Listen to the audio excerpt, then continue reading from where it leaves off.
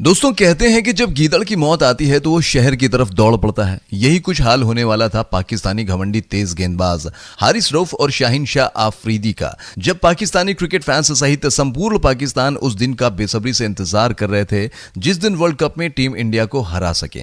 और वही हुआ। इस वर्ल्ड कप में पाकिस्तान के खिलाफ भारत की पहली हार थी और यह मुकाबला एक तरफा था। 10 विकेट से हार के बाद विश्व क्रिकेट में भारत अपना वर्चस्व खो चुका था। विराट की बनाई हुई सल्तनत अब बिखर चुकी थी। पाक से मिली वो हार संपूर्ण भारत को दहला चुकी थी। News, media, social media, articles, अब हर जगह चारों तरफ हाहाकार मचा हुआ था। भारत पाक से हार गया, ये हर दूसरे अखबार में छपा हुआ था। ऐसे में एक दौर प्रारंभ हुआ और उस दौर में टारगेट किया जाता है इंडियन प्लेयर्स को। संपूर्ण हार का ठीकरा विराट कोहली पर ठोक दिया जाता है। हार के इन गुनाहगारों के कप्तान विराट कोहली को टारगेट किया जाता है।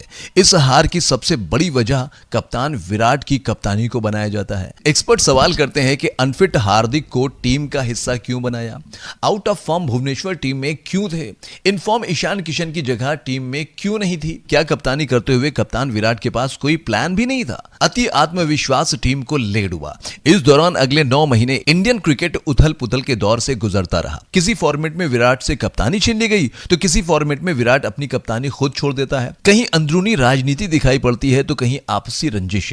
इंडियन क्रिकेट के इस दौर में विराट का खौफ खो गया। विराट का बल्ला रन तो बना रहा था लेकिन उस बल्ले का वो रंग नहीं नजर आ रहा था। शतकों के लिए मशहूर विराट कोहली अब एक शतक के लिए तरस रहा था। विश्व क्रिकेट का किंग ट्रेनिंग में कम ट्रोलिंग की दुनिया में जाता नजर आ रहा था। विश्व क्रिकेट पर राज करने वाला यह शख्स अब अपनी बादशाहत खो चुका था। दुनिया उस पर तंज कस रही थी और उसी पर दुनिया हंस रही थी। विश्व क्रिकेट में राज करने वाला विराट अब अपना सब कुछ खो चुका था। पहले कप्तानी, फिर वर्चस्व और अब उसके स्वाभिमान की बारी थी। लेकिन एक दिन एक बार फिर उसकी सल्तनत में अंधेरा आया। एक एक करके उसके सारे साथी घुटने टेक रहे थे। एक बार फिर उसकी सल्तनत उसकी आंखों के सामने बिखर रही थी। तो सुनिए हमारे अंदाज में 2 पलटवार ऑफ किंग विराट कोहली। ये कहानी है एक इमोशन की, एक बदले की, एक पलटवार की। 2021 में भारत को पराजित कर पाक मेलबोर्न की मैदान पर एक बार फिर से उसी इतिहास को दोहराना चाहता था।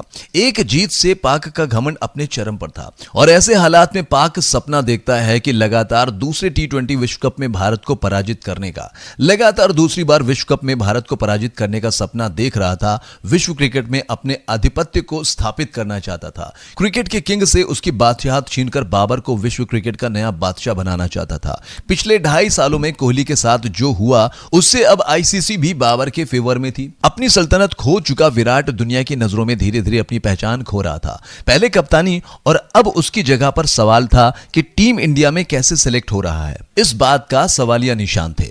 ऐसे में 2022 का T20 वर्ल्ड कप उसके लिए अब एक नई टीम और नए कप्तान को तैयार किया जाता है।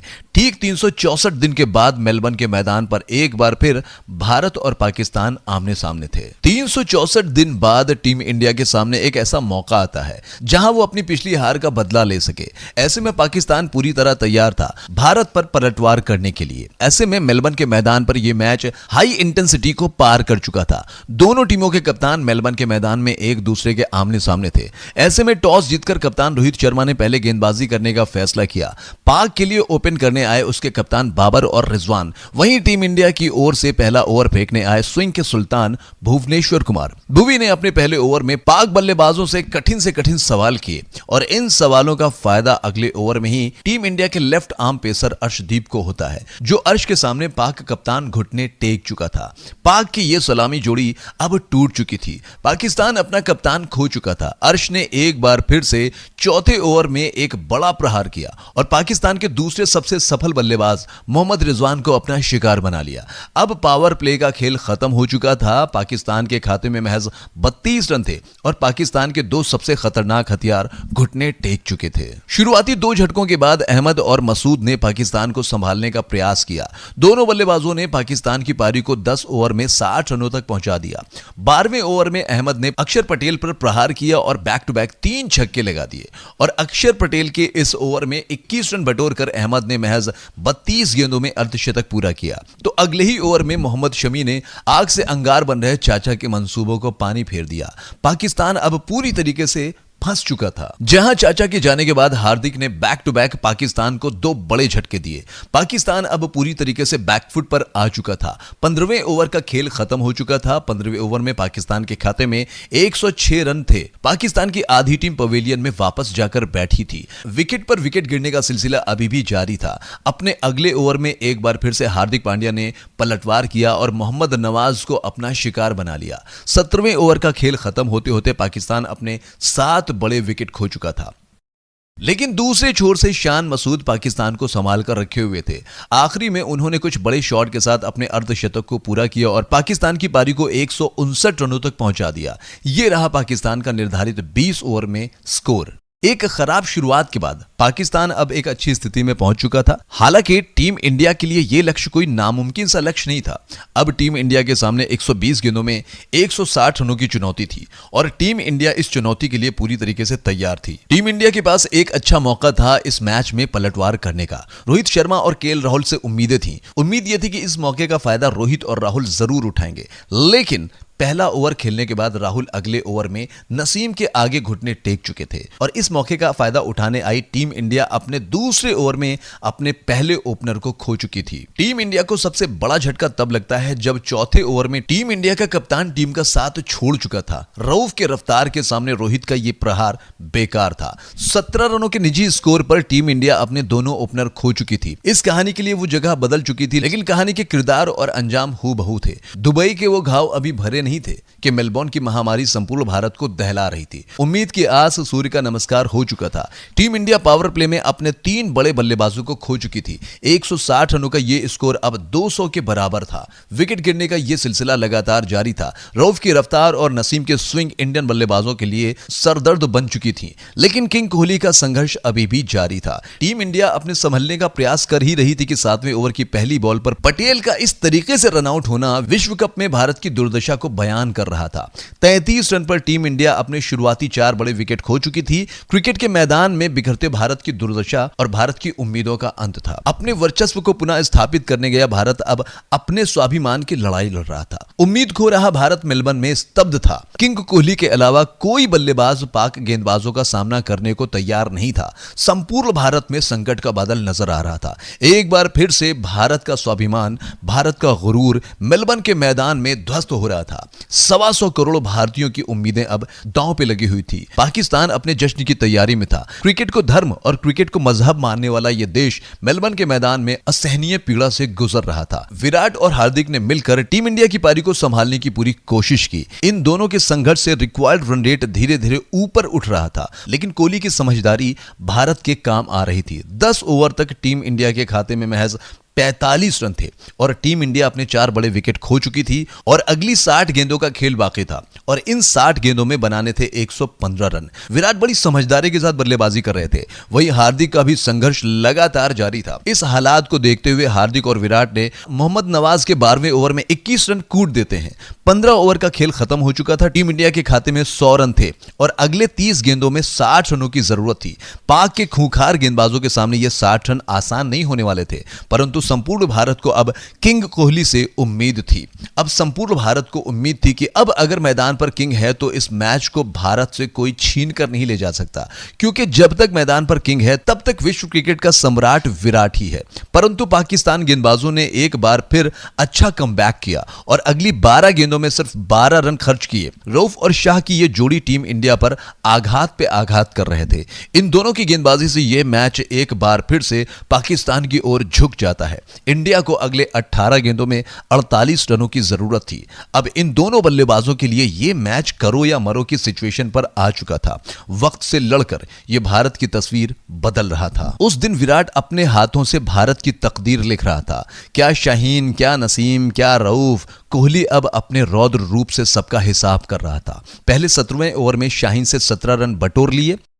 जीत के लिए अभी भी 12 गेंदों पर 31 रनों की जरूरत थी। माहौल अब पूरी तरह गर्म था। यह मैच न तो भारत के पास था और न ही पाकिस्तान के पास। इन दोनों टीमों के जीत के बीच विश्व क्रिकेट का सम्राट विराट खड़ा था। उसे फर्क नहीं पड़ रहा था कि कितना शोर है उस मैदान में, वो बस उस वक्त से लड़ाई कर रहा था। रऊफ के रफ्तार से रन लेना आसान नहीं था। जिस लय में उस दिन रऊफ की गेंदबाजी थी, उससे कहीं ज्यादा विकराल वो विराट था। शुरुआती 4 गेंद शानदार फेंकने के बाद रऊफ की रफ्तार 7वें आसमान पर थी। अब हालात इतने विकराल हो चुके थे कि अगर यह मैच भारत को जीतना है तो अगले 2 गेंदों में एक बड़ा शॉट जरूरी था। अगर अगले इन 2 गेंदों में एक भी बड़ा शॉट नहीं आया तो लगभग यह मैच भारत हार जाएगा। परंतु इतिहास के गर्त से, जिन्हें देखकर इतिहास संपूर्ण विश्व के आंखों में विराट की जय जयगान कर रहे थे, अविश्वसनीय, अकल्पनीय, उन 2 छक्कों से संपूर्ण विश्व स्तब्ध था। उन 2 छक्कों से संपूर्ण भारत खुश था। उन 2 छक्कों में उसकी विरासत और साम्राज्य दिखाई दे रहा था। उसके बल्ले से निकले ये 2 शॉट उसके साम्राज्य की कहानी को बयान कर रहे थे। वो कितना बड़ा स्टार है इस बात की गवाही दे रहे थे। विराट का बल्ला अब रन नहीं, अंगार उगल रहा था। रन रथ पर सवार वो शेर पाकिस्तान के सामने अकेले दहाड़ रहा था। पाकिस्तान की अब बोलती बंद हो चुकी थी। 1.5-2 महीने पहले जो उसे ट्रोल कर रहे थे, वही आज सलाम कर रहे हैं। संपूर्ण भारत एक साथ लय में जय विराट कह रहे थे।